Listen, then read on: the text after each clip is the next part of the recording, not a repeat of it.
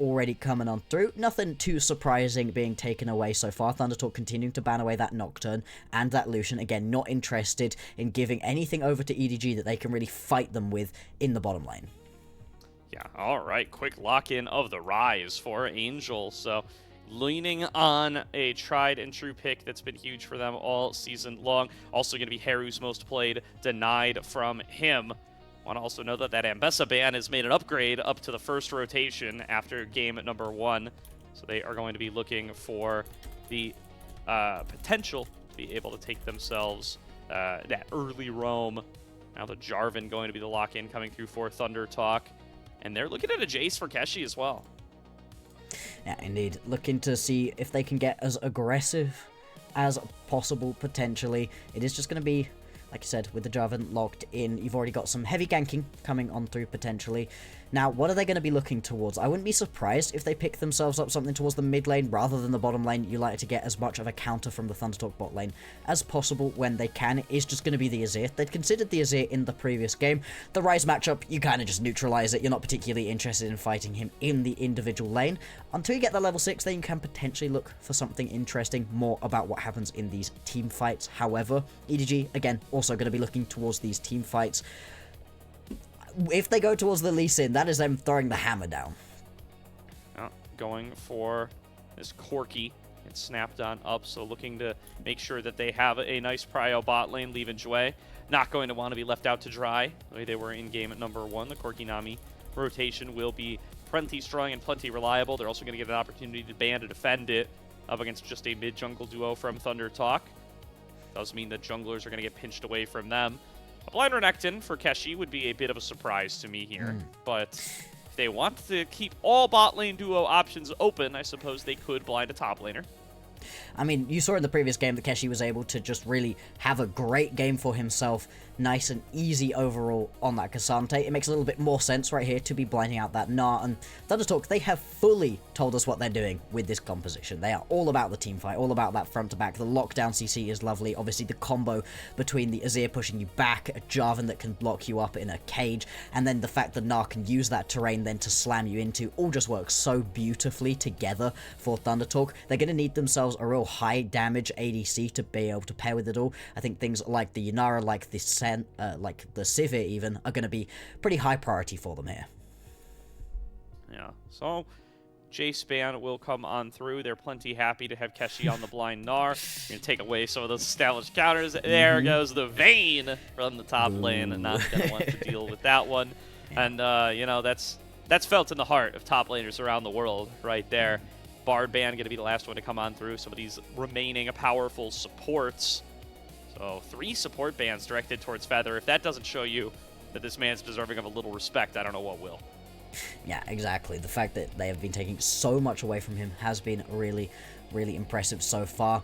ThunderTalk, obviously, they're going to need to get themselves probably that ADC at this point and then move on to the support, hovering onto a lot of different options. I'd be surprised if you don't get something that can sit further back. I don't love the Jhin so much in this situation. The matchup into the Corki Nami's fine, but it doesn't really give you that long, sustained damage, really, that you've been thinking about. It does at least get to sit very far back. You don't have to worry about getting too close to this EDG composition, which is good.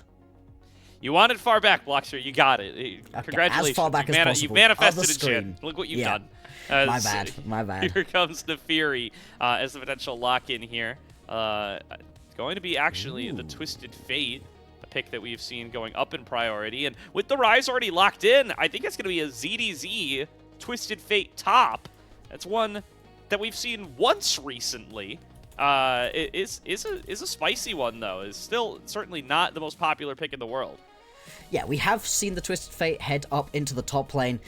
Is very different. I mean, I can imagine that into the Gnar matchup, not going to be the end of the world, right? You're going to be able to poke down pretty effectively overall. Alongside this Nefiri as well, your snap engages are going to be massive, and the ability to roam is huge right here from EDG, but it feels a little bit to me like this composition has sort of twisted itself into knots, trying to be different, trying to push things into some other lanes. We'll see how it works out for them overall, as ThunderTalk going to round things out with the Anivia, so that's some of that sustained damage that you were potentially missing from that ADC role, that you can just lay down a lot of burn, a lot of slow, make it even more annoying to get caught in that baby cage. Does also mean you have 2 terrain creators plus Gnar. I love little Build-A-Bear combos like that. That's always fun to see from the likes of ThunderTalk. And yeah, it was Birdall in LNG versus LGD. I had to double check that one really quick. I did see it with my own eyes, but wasn't sure that I believed it. It has come through now for a second time. Birdall went full AD Twisted Fate when he did that, by the way. I am curious if that will be the direction that ZDZ takes it as well. Yeah, indeed. It was a loss for Birdall too, right? It didn't go very well for him. It was, like you said, into the Gnar as well. Went Flash Ghost. We'll see if that's also going to be the decision right here. Just looking for full run people down and run away ability. Massive matchup right here. A win right now for ThunderTalk will put them at 2-0 in this matchup and get them 2nd place in the group, just beneath LNG. EDG fighting to keep their hopes of 2nd place alive right now. Certainly. So, this 1-0 advantage, ThunderTalk already happy with the way that their night has started. Let's see if they can close out a series and take 2nd place in Group Nirvana.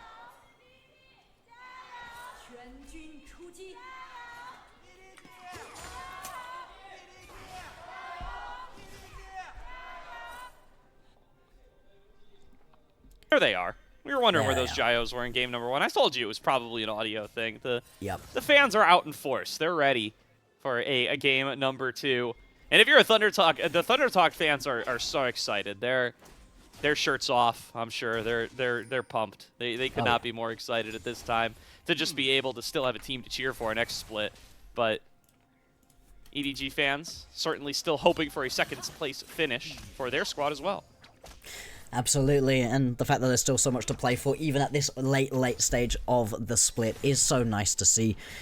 Compositions right here that are very different. I think what EDG have done for themselves right now is say, hey, we were not going to win in the straight-up front-to-back team fights versus a ThunderTalk composition. We'd already kind of let that slip away from us by giving over the Jarvan and the Gnar and the Azir. All of that was just going to mean that front-to-back team fighting wasn't working, so instead we're all about the picks. We're all about out-roaming our opponents. I really want to see EDG lean into that as much as possible, not just try to set up for these objectives in a standard way, but try to catch people out on rotations, because if they do just turn up to one of these fights and try to walk at ThunderTalk, they will not win these games. That is certainly the risk that they expose themselves to here.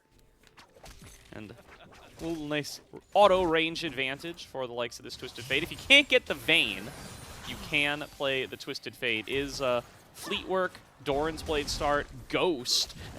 Actually popping the Ghost there as in goes Keshi with the Mega Nars. I'm choking already. I'm seeing Keshi get so aggressive so early. And you know what? Say what you will about the man, but he did just blow a Summoner's spell. Yeah, absolutely. He's just getting as aggressive as possible right now. With the Dorans, he really can, in this matchup, just keep stepping up as much as possible and get the poke down. Anytime that you hit that Mega Gnar, just jumping forwards, getting as much damage down as possible is going to be key.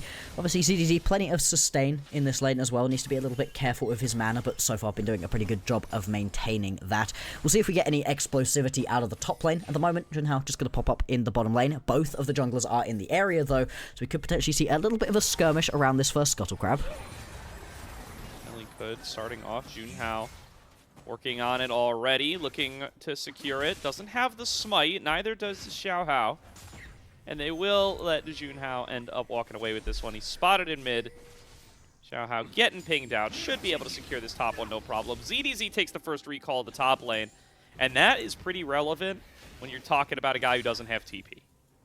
Yeah, he's able to actually get back to base. It was Keshi heading back as quickly as possible. He jumps himself back into the lane with the teleport, but actually the fact ZDZ was able to get this reset off and not get pushed in, not end up in a bad situation is pretty nice overall. Again, you're really just waiting for that level 6 and then to see whether it's going to be Angel coming up to the top lane, ZDZ going down to the mid lane, or these two heading off to a different place on the map overall. Leave, or if he gets pushed to the other side there, he's so dead. That was Dream Jin trade right there. That was a triple execute grenade, but into the mid lane off of the Rune Prison. Xiaohao claims first blood. There we go. We see that explosivity, and this is what we want to see out of EDG, especially with this Neferi pickup right here. You can't afford to sit back and let this game happen to you. You need to be ahead in terms of kills to make this champion work, and a really nice gank onto the mid lane right here. Blowing the flash out of Heru as well puts you in a very tricky spot for Heru. He now needs to be extra careful stepping up. If he doesn't have that shuffle to get away, he can very easily be ganked again. Absolutely can. EDG. Nice start for them. Getting Angel rolling, getting Xiaohao rolling is huge on this Neferi in the jungle. Really want to make sure that that champion is going to be ahead of the pace of the game if you want to be able to get that big assassination potential. Absolutely. We will see how much ThunderTalk can do to respond after that first early gank. Junhao is in the area down on the bottom side of the map. That first dragon going to be spawning in 6 seconds time. So very soon on that one. And the early skirmish potential from both of these teams, a little bit skewed really. You're going to prefer EDG when they can get multiple members involved. And level 6 is very close to being hit right here for ZDZ and Angel. Level 6 in fact coming through just as we say that for Angel. Yeah, really going to have that little bit of roam potential. We'll see what they're able to do. Some of the best teams in the world have been abusing this pick all season long to be able to really be able to pressure these side lanes, get up into top, set up for stuff like this Twisted Fate to be able to get ahead. It is a double global composition, and even Neferi, it's not a global, but it's a real long-range engage with that Hound's Pursuit. So definitely a team comp that is built to be able to collapse in these side lanes, and Angel and ZDZ both unlocking the tools with which they plan to do it. Indeed, indeed. Junhao popping up in the mid lane, as is Xiaohao. They're actually going to go for this. Heru, okay. Shorts it. He's for sure. He gets the ghost out of Angel at the very least. Meanwhile, combo on a Jue in the bottom lane. Going to be forced to flash and heal defensively. Nicely done by Feather and On, getting that guy stuck between a wall and themselves. Trying to chase for more, instead just going to settle for zoning them off the minion wave. Once Feather hits that level 6, that combo is going to be even stronger. The fact you're then going to be caught, slowed up, taking a bunch of tick damage as well will be very annoying to try to deal with. We ended up seeing both junglers popping up in the mid lane and then heading towards the top side of the map. No early pressure going down on towards this Drake. It is an Infernal Drake, so we do expect teams to try to prioritize it just a little bit more. Potentially Junhao going to take his topside camps, go for a reset, and then head down, because you do have such strong push down in the bottom side. I mean, at this point, Leave and Jue are getting bullied about. Indeed they are. And that does mean that On's going to have himself a nice little 300 gold advantage coming off of the first reset. Now taking a second reset, or at least thinking about it, as a couple of blows exchanged there. Did look like their recalls did get interrupted, or at least they chose to interrupt them.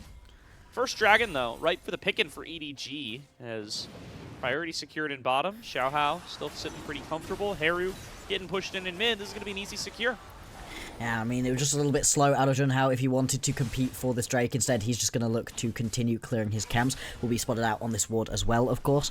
And so, full vision right here for EDG. Nice and easy pickup for them. And so far, the pace of this game has been significantly better. It's just the bot lane that still continues to be in favor of ThunderTalk, but Xiaohao with that early kill. And Angel with a little bit of an early assist, a little bit of an early CS lead for himself as well. Putting himself in a pretty good spot overall. What can they do, though, to just keep the pace of this game high, right? You really don't want to just wait and give... Oh, hang on. Oh, wow, Junhao finding 2 targets, maybe more than he bargained for. He throws them into the Cataclysm, but he will be hunted down by the Hound's Pursuit of Xiaohao, who flashes in on top of On, sees a chance to go up 3-0, waiting for the double daggers. There goes one. Here comes a second, dodged away from just in time, going underneath the turret, locked down by Deadly Flourish, and there's a trade secured by On, shut down gold to him. Meanwhile, Feather is found and scrambled by Leave. It is still a 3-for-1 exchange at the bottom side. EDG will take that. There we go, we're talking about the pace of the game, and that's exactly what EDG want. Like you said, a little bit of something right there for On does not make up for all of the kills going over. Leave picking one up. Xiaohao now 3-1-0. The Eclipse completed, moving on towards that second item. This dog is truly online. Every dog has his day. Xiaohao having his right now. Keshi misses his boomerang on the clapback. There's EDC with the gap closing lane destiny. What? What did we just watch? Welcome to Grip the Vada, everybody. Let's go. Alrighty, we'll have a look back at the play that happened on the bottom side of the map. Just doesn't know this is Xiaohao is there. If you do, there's no way that you try to make this play. Even without Xiaohao in the area, he still took a ton of damage on that initial engage. And we watched on the last time around, looking at the minimap, it's kind of just Feather. There's nothing he can do trying to flap his way away. Just gets caught out for himself. Good dodge from On to be able to at least trade this one back 1-for-1. The Deadly Flourish just about doing enough for him, but an overall kind of disastrous set of plays for ThunderTalk. On goes back, or, you know, gets sent back by dying, and picks up the plated steel caps on the Jin here, so... Definitely very concerned about his ability to survive against this Nefiri dive. That's what that tells me. Yep. And that will be his priority here. Just, hey, if I can survive a little bit longer with the Hound's Pursuit on my head, if I can not become a reset that becomes a thorn in the side for the rest of my team, that'd be pretty nifty. And so he itemizes as such as he returns back to lane. And they're going to just need to try to keep their eyes on Xiaohao now, because this guy is a monster. Absolutely he is, and it's the problem with, I think, with ThunderTalk trying to play the early stages of this game a little bit more aggressively than they needed to. Their composition's all about those front-to-back team fights. It's all about getting somebody locked down against one of the pieces of terrain you can create, or one of the natural ones on the map, and using Keshi to be able to just burst somebody out in that situation. Whereas they've been trying to get a lot of these skirmish kills going, and EDG, their composition, is very good at that. Another attempt potentially here from Junhao, but he will be spotted out once again, and Xiaohao is in the area. Luckily, Jarvan can have a lot of movement skills to be able to get away, but this is another attempted sniff right here from Junhao, just cut in half. Coming on through, Junhao found, double daggered, chunked out a little bit lower, and Xiaohao will return to his clear. Doesn't need to just stand here and stare down the Jarvan. He's got bigger and better things to do with this incredibly accelerated Eclipse purchase. He's going to want to chill on this side, though. Knows that a Scuttle Crab is spawning, and that would be a nifty little bonus, knowing that Junhao cannot contest him. And every camp on the map basically is cleared. His Gromp just respawning, but going to make sure to secure some mid-prio instead, as Leaf taking a rough trade to the bottom side. Curtain Call opened up. Leaf takes 2 shots before that bubble can connect. It'll keep him chunked a little bit low. Realm Warp from Angel, but here comes Junhao to cover. On trying to force out Leave on the opposite side. Will get hit by the tidal wave. Gonna take the full chunk from the Corki. Feather already falling. On soon to follow. Double kill to Leave. Junhao can't do anything to equalize as Angel manages to escape. Heru getting in there. Can't find the shovel. No. Hit by the bubble. Has to flash backwards. It's all going wrong for ThunderTalk. Oh my lord, what a horrible set of plays right there. ThunderTalk thinking that they could potentially turn that play around, but Heru is way later to the play than Angel is with the Realm Warp, bringing Xiaohao in over. And this is the thing with the Nefiri. The fact you're able to then just grab yourself an intargetable, jump away from the tower and just survive is crazy. Alright, there's the Destiny. Can Keshi get over there in time? CDZ, man, you can just Destiny farther away, brother. I feel like this guy is making these a little bit short. That Every was single one almost is tiny. collapsible. Yeah, like, I'm surprised that he isn't pressing that button a little bit further away. We'll see if he's going to get any long-range ones coming on through. I guess that's the joy of having the double globals that you can play around, you know. Angel can go for the long-range plays. CDZ can be short-range. No. It's you know how we talked about how Hound's Pursuit isn't a global? It appears to be longer range than Destiny this game. It is practically a Rek'Sai tunnel at this point. That's kind of the length that is at the moment. Just enough to get away, but not enough to really make a big impact across the map. And at some point for ZDT, you're going to have to use it against someone else that isn't just jumping to or jumping away from your lane opponent. It's not a dash, bro. It doesn't go faster. You use it less distance. But it's all right. We're all good. Everything's fine. Nobody dies. On almost does. Takes another big chunk, and I mean, this Corki is accelerated, already on the Trinity Force. I think the days of doing these trades are kind of behind on. You just need to try to farm up and find these fights later. Feather, though, getting some nice damage. Here comes Heru over the wall, finds the shutdown out of the Corki, and I spoke too soon. Another big wall takes away the Nami. Double shutdowns right into Heru's pockets. My lord, Feather right there playing on the very, very edge of his life. Had so little HP left, but was just about able to get it done. I feel like Heru has also been missing quite a lot of his spells recently. Hasn't quite been able to hit any of the big ultis, hasn't been able to fully land enough damage in a couple of different situations, but was able to do what he needed to do in that one, and that's a much needed injection of gold back into the pockets of ThunderTalk. Really good for Heru in particular to get that gold. They need this guy to be their big team fighting force in this game, putting a lot on the shoulders of their rookie mid laner. Yep. We'll see if he's going to be able to pay off now that he gets accelerated. Picking up that gold puts him ahead of Angel now. Heru. Although Angel going to try to remediate that situation. Junhao coming in from the river. Realm Warp being channeled. Can they stop it in time? No, they cannot. And Angel's out of there.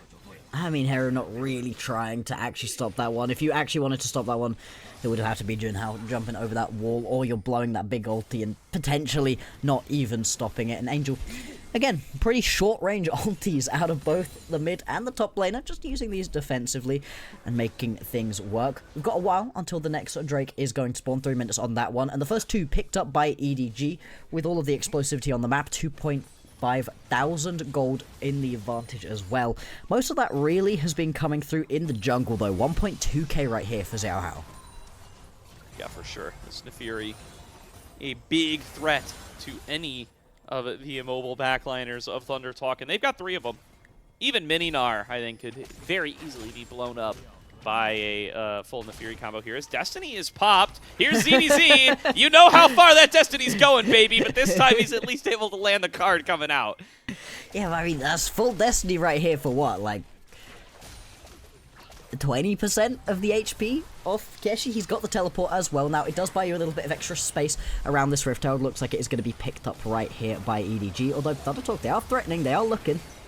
Wall not quite able to catch out Leave. They want to get onto this Rift Herald if they can. They at least want to be able to clean up some kills. There's the Cataclysm on top of Leave's head. Not in range to be able to be hit by the curtain call, but Heru shuffles him back out and is able to pick up the first kill of the fight. Taking trades with Xiaohao now. Those will not go the Azir's way.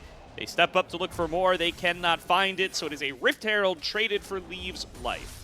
There we go. A little bit of an actual ulti coming through from Heru, able to pick themselves up that kill onto Leave. More importantly, potentially, is the fact that you're able to just blow the flash away from Jue, heal as well, so that's going to be a ton of defensive tools now taken off of the board. 1 minute 40 seconds until that next Drake is spawning, and so you won't have those tools back up and available.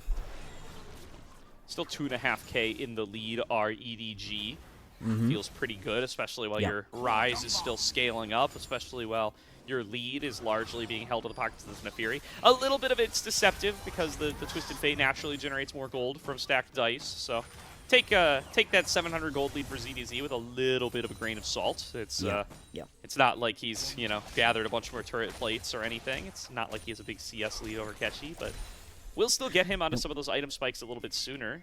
Question is whether or not he's going to be able to make good use of them. It is that AD Twisted Fate, by the way, that we talked about earlier on. So, as we were kind of expecting. Just a couple of days before. Yeah, I think it's the more standard top Twisted Fate build. Yeah, and in this situation, right, without any particularly true tanks to be trying to get through, I think you're perfectly in a reasonable spot to take yourself. This AD build will be able to shred through the Gnar that little bit quicker as well, and also the Rise perfectly happy to be doing as much of that solo AP as you want. 2.7k, I mean, the gold just keeps ticking up slowly but surely. We'll see when the first signs of some rotation around towards the bot side are going to come through. 30 seconds until that next Drake does spawn, and right now, no real vision set up. Still, the river is ThunderTalk's, and they've been very good at keeping as much vision down as possible, and for the most part, that's been keeping themselves safe versus this very aggressive composition from EDG. They haven't really been able to find any long-range uses of these ultis. EDG still no. They need to be able to win this series to be able to get themselves a substantially easier play-in matchup. Potentially be able to get themselves a group ascend for next split. Be important for them to be able to get out of group Nirvana. That's the #1 thought on every group Nirvana team's mind is how can we get out of here? How can we get to the bigger group, play more games? Yep.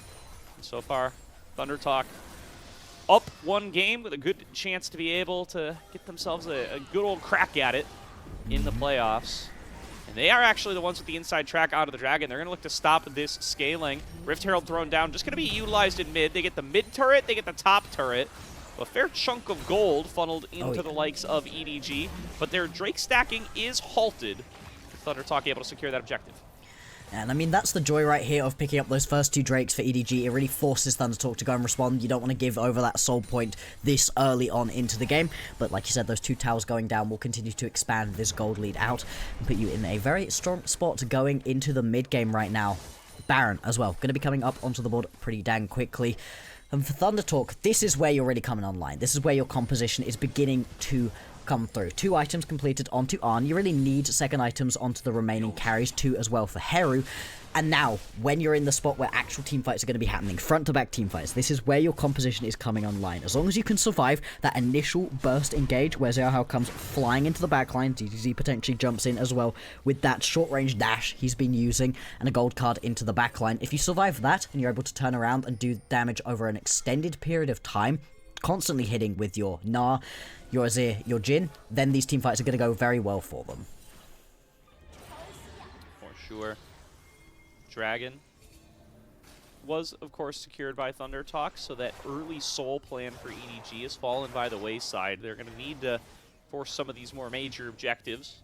I think the Baron, if they do want to be able to continue their snowball. The item advantage for Xiaohao has kind of fallen away at this stage. Up just a null magic mantle.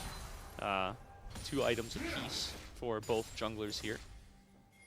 Going to be still a huge threat towards the likes of Heru or anybody of a squishier persuasion he is able to get onto. And he is looking at Heru right now, but good opportunity to just back away for the Azir. No big threat to him here. No, everything gonna be okay for the moment. Although a lot of darkness at the moment for ThunderTalk to potentially be stepping into. Ooh. Junhao, be able to secure. Okay. Yeah, looking for the Baron, perhaps. At the very least, want to be able to stake a claim in this river and force ThunderTalk to come and check into them. Yeah, and absolutely. Lots of pings coming on across as Xiaohao saw crossing Anivia and got a little bit of red in his eyes. Didn't end up going for it this time. Oh, I think they know something is up right here. If it was just Feather by himself, they could potentially have jumped in, but they knew there were other members. ZDZ now attempting to just run Keshi down. Yeah, thinks that he has a chance here, knows that the Mega Gnar is less mobile, and he's just dancing around some of these abilities. God. TP being channeled by Keshi, and he gets out! He's all the way back to the base! Yeah, but that's a TP that you've just had to use defensively right here, and now... Right now, you can just keep pushing forwards as ZDZ obviously doesn't have his ulti either, and the reset's going to have to come through. If you don't want to lose this bot lane tower, you have to come back down to the bottom side of the map as Keshi, and that's really well played. Teleport deep from Heru. They're going to look to hunt onto ZDZ. Wow, getting in deep behind the Twisted Fate. They're going to say, hey, we know you got no ghost, buddy. The flash is still available, though. Gets over the shuffle, but still looking for more is Heru. Dashing on in, pings onto the Baron from the likes of EDG. They know their top laner is done for. The question is, what can they secure for his death? I mean, you can see already Keshi sprinting his way up towards this Baron pit, but this is going to be an incredibly fast take with this Neferi. I don't know that you can actually do anything here as ThunderTalk. Indeed, they're just going to look to push through this mid lane. Now Junhao turns around, but it's way too late. This is gone. Wow. Well, there's the Realm Warp. They're out of there. I am somewhat surprised that we didn't see, like, at least posturing for a steal from Junhao. But, yeah, that's Baron for Twisted Fate. You'll take that if you're EDG. Yeah, we'll have a look at what it was that ended up happening to Arn in the mid lane, and I think the answers just got walked at. Yeah, I mean, we got walked at in the bot lane, we got walked at in the mid lane, and that would be a big part of why ThunderTalk didn't really feel confident to try. I am also surprised, though, that Junhao didn't at least give it a go, have a look to see if he could find something. So, EDG, they're going to have themselves this Baron buff to see what they can do. They've got all of these inner towers to still crack open. Pretty full health as well, so see if they're going to be able to do that. Oh. And now, pretty strong position here for EDG. They get to about 5k gold lead. A good position to be able to siege on these. They're playing all 3 lanes. They are going for the 1-3-1 here. It does leave some of these side laners somewhat vulnerable, but the 3 in mid doing a very solid job here. They just can't clear these waves fast enough up against the Baron buff. The Glacial Storm on support Anivia budget. Not able to get the job done. And that will go the way of Xiaohao. No, not quite going to be able to do anything about that. And then also remember the next Drake has spawned too, so EDG, they can keep the pressure up and then peel back and go and grab this objective for themselves. Will be sole point when they grab that up.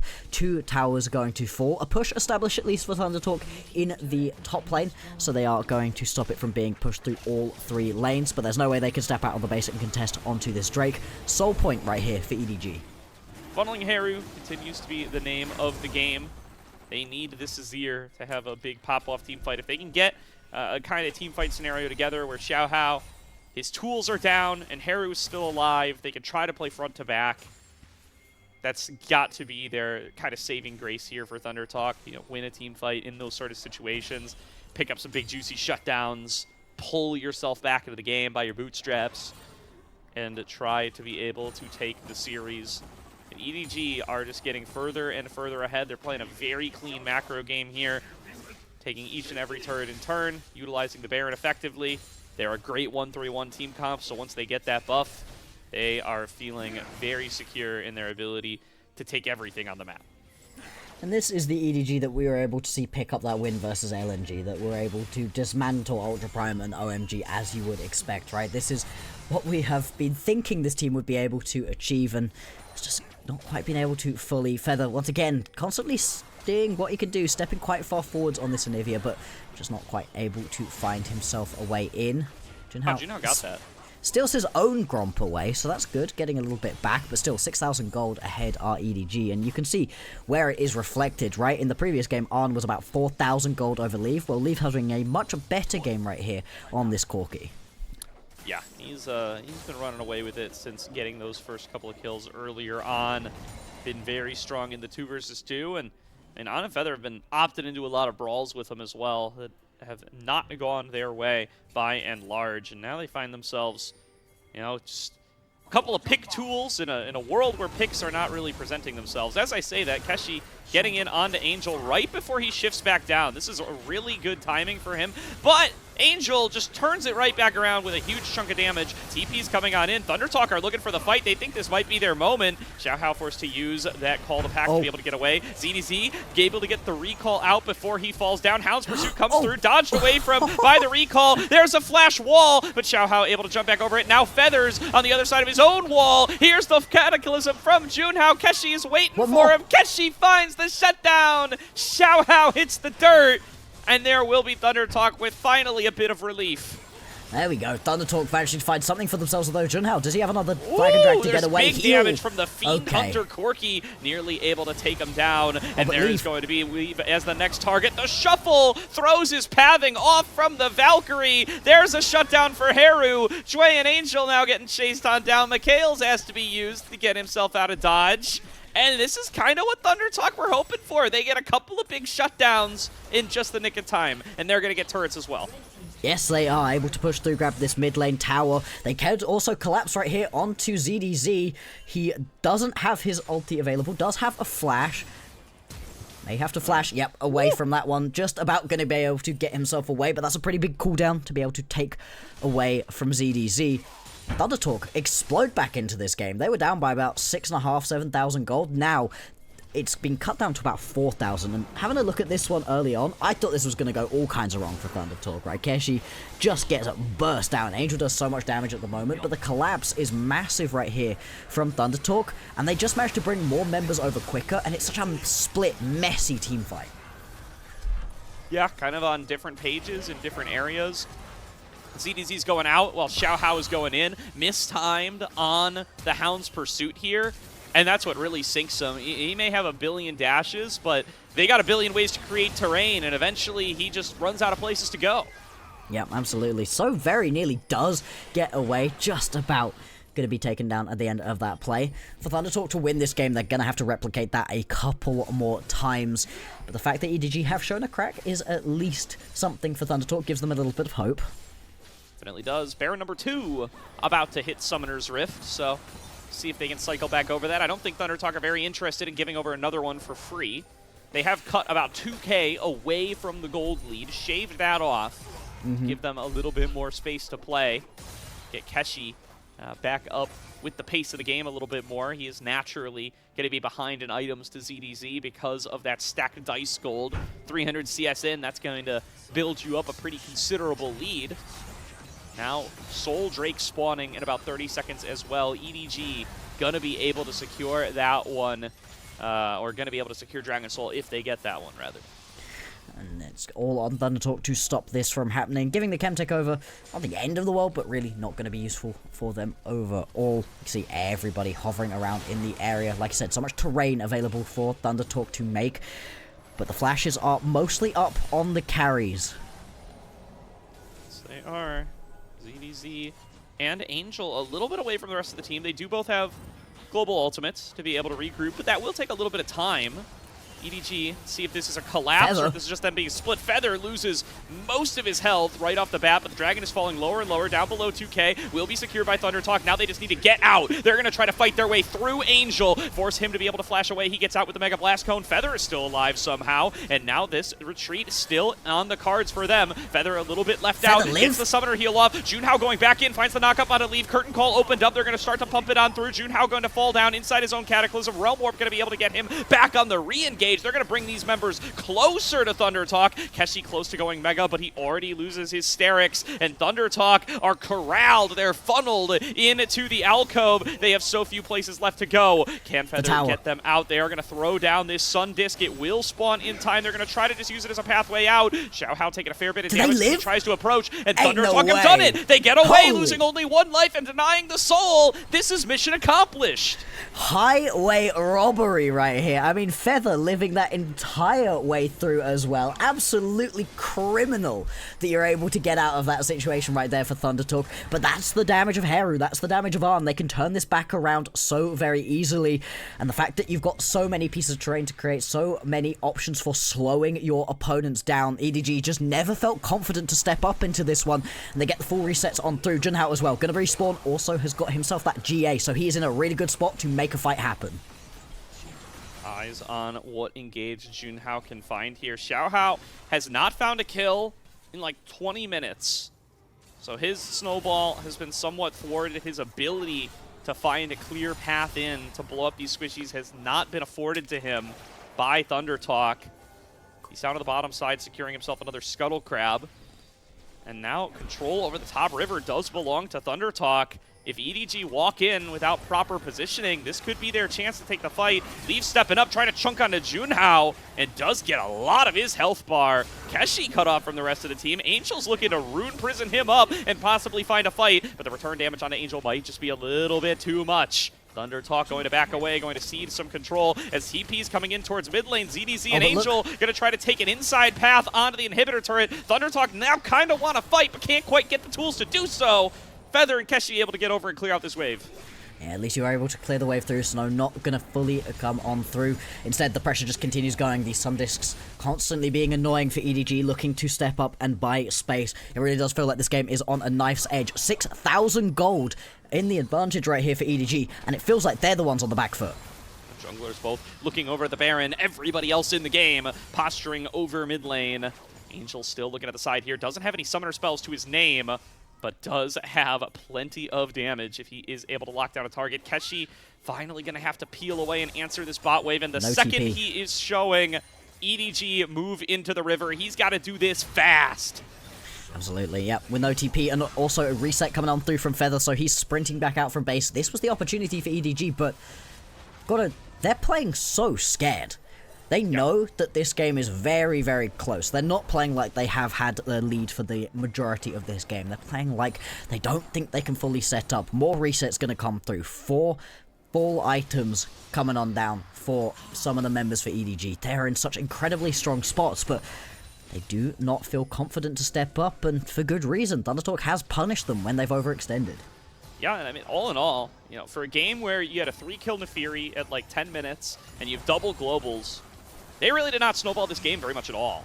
You would have hoped for a lot more from that starting position, but ThunderTalk played it wisely. EDG didn't really find their angles, And now it does feel like their comp is falling off somewhat. They are still in a significant gold lead, but they aren't able to find openings in the armor. They aren't able to get their way into the backline. And now Heru is 3.5 items, nearly at 4, and dishing out more than anybody on EDG can take at a range that they can't interact with.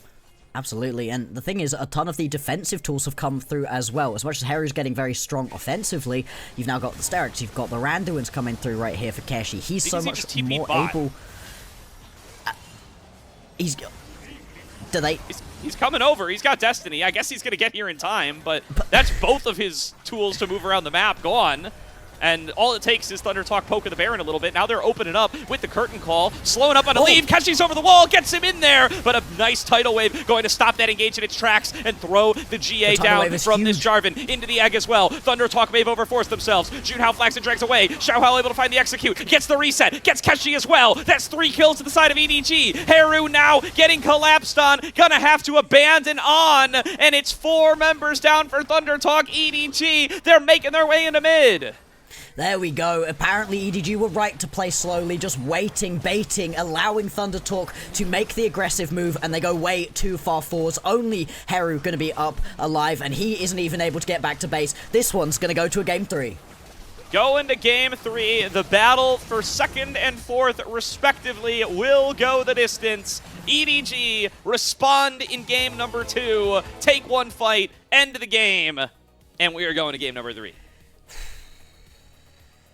ThunderTalk, they had this one, right? They had managed to stall the game out long enough to get their composition online, and unfortunately, it's just way, way over-aggressive right there. At the last moment, Keshi gets a little antsy, thinks, no, now is the time to go, now we've got to push forwards, jumps over the wall, and just immediately goes down. I mean, Jue won EDG this game with that tidal wave. It knocks him up, it knocks Keshi up, it knocks Junhao up, it snaps any of that engage in half. All of a sudden, Arn isn't able to get involved, and there's nothing ThunderTalk can do from there. EDG, they make it look harder than it potentially needed to, but they're able to pull through with this, I was going to say global ulti composition, but this longer range dash composition that they built for themselves.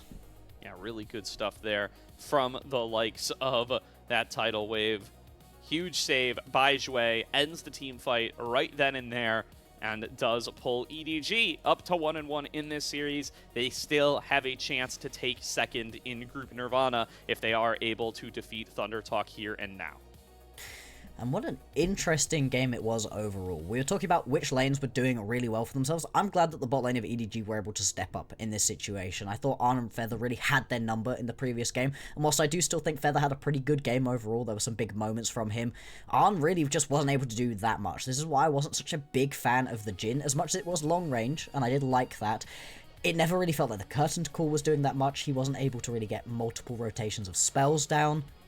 For the most part, it felt like he was a little bit irrelevant to the overall game. It'll be interesting to see what the damage done was when we get that graphic up, because I didn't feel like he was able to do too much, but it's always a Jhin, right? There's always that sustained damage coming through.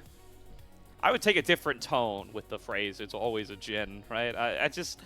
It's been so unsuccessful globally for so much of this split.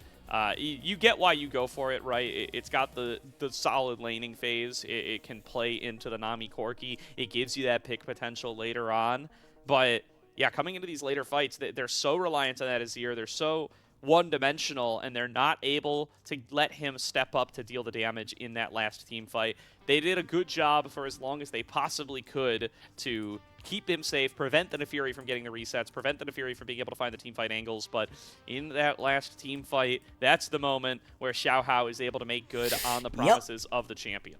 Yep, that's the Jhin damage I was expecting right here. Just didn't do anything. I mean, big ups to Leaf. 42k damage in a 35-minute game is crazy. Well over 1,000 damage right there, obviously. He had an incredible game for himself. Over on ThunderTalk's side, Heru trying his absolute best to be able to get involved. You can see this gold graph is just a steady decline right here for ThunderTalk. EDG just eking out little advantages. It was very rare that they ever pushed the pace of the game forwards much themselves. They weren't using this composition particularly proactively like we'd really expected, but they were doing a good job of waiting for ThunderTalk to make mistakes, and ThunderTalk did. They were giving over teamfights, they were getting messy split teamfight situations where they were leaving members available to get taken down by the Nefiri. overall, just a weird game, but well played from EDG. Yeah, and speaking of that Corki damage, I mean, we saw this was basically the debut of some tech that I haven't really seen before, which is the Fiend Hunter bolts on Corki. I don't think we've really seen much of that before. Not a huge amount. And yeah, I mean, it led to these interesting patterns, right, where somebody would dash into his face, he would drop a rocket, and he would actually be able to return fire. Yes. Pretty readily. It kind of has somewhat of a synergy with the triple hit from Nami when you think about it, and yeah, seemed to really help out in those short little trades that kind of ended up defining this game for EDG and Leave. Yeah, I mean, I'm having a flick through right now. Fiend Hunters has a literally negligible play rate in the high levels. Basically, nobody is doing it on the Corki at the moment. But like you said, it seemed to be working pretty well. The fact he was able to go toe-to-toe with people when they jumped up was really nice. And the fact that also, in these team fights, he was able to play a pretty safe style overall. Yeah. Like, this is those kinds of trades. Crazy damage right here. He's in the face of a couple different members. Now, obviously, he then has to try his best to get away and does get killed in the end, but the fact that he's unable to make these trading patterns work is pretty nice. This is how I feel about the Jhin in this game, though, right? Look at these shots. They did nothing. The shots did absolutely nothing. This is right at the end of the game as well, when you've got as much gold into your back pocket as possible, and that tidal wave right there out of his way literally wins them the game, and I think that makes him deserve the MVP, in my opinion. Yeah, for sure. And then, obviously, the Mini-Gnar. Just kind of a sitting duck, no mobility on that Jhin to be able to get on away, and a closeout for EDG. They still have their shot to find a second-place finish. It's all going to come down to this last game. Both these teams will be in the play-in stage, as we covered earlier on for those joining us a little bit later. Ultra Prime have been eliminated. ThunderTalk have completed their mission of winning a single game. That was their assignment coming into the night. They did manage to do it. That will guarantee that they will not finish 5th. They will finish at least 4th. And then now this game, this series, winner gets 2nd, loser gets 4th. That's it. We're pretty defined at this point in Group Nirvana as we get into the final Group Nirvana game of the split. And this will fully lock out Group Nirvana, as you said, right? Winner getting that 2nd place. Everybody is going to be secondary right here to LNG. They've had themselves a really impressive split so far, but it still really does matter. The next game that we have after this one today, WE versus NIP, again, massive for who ends up picking up which spots. Even if WE just pick up one game versus NIP, that could put NIP within hunting distance of a Weibo, potentially pipping them, right? So there's a lot to play for both of these teams, and there's a lot to play for the Group Ascend teams that still have matches left to go. Yeah, certainly. Getting into that a little bit more later tonight, but for now, we're going to throw it to a quick break as ThunderTalk and EDG have got a Game 3 with it all on the line coming up. We'll see you shortly.